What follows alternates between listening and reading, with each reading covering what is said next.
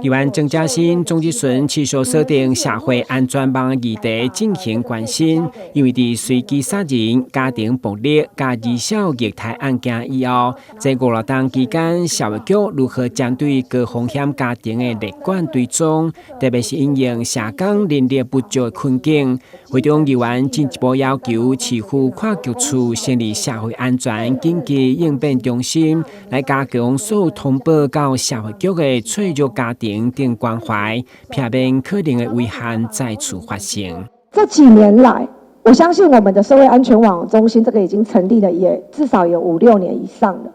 那我们是不是有在针对这个社会安全网有落实？我们目前做的如何？是跟议座局长，你稍微讲一下好吗？我虽然是新任了哈，但是当时社会安全网在国家开始启动的时候，我就是委员，所以我们对这一件事情，我们都知道它在不同的阶段所遇到的不同的困难。那其中有一个很重要的困难，当然就是这一个社会对于特定的人为什么会做出某一些行为的这一个起因，对，其实有点过度的从外面观察，而不是真正他的疾病或者是他的性格的特质等等。所以我们社会安全网在这一个部分呢，从一开始定下来的时候，就非常同时注意，第一个就是案件的归类，第二个就是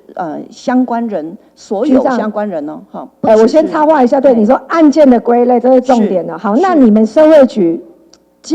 如果你们接到警察局给你们通报，就一定警察局一定是先接到 case 嘛，然后你们社会局就会开始介入，然后你们就会开始去分类归类。那请问一下，很快的会先了解。那我们社会局这边有在做这样的追踪吗，局长？是，当然有。那其中呢，最高风险的我们分为2类，一个是伤别人，一个是伤害自己。所以风险的这一个部分呢，这个自杀防治条例跟精神健康法，它通过了以后，我们都能强制送医。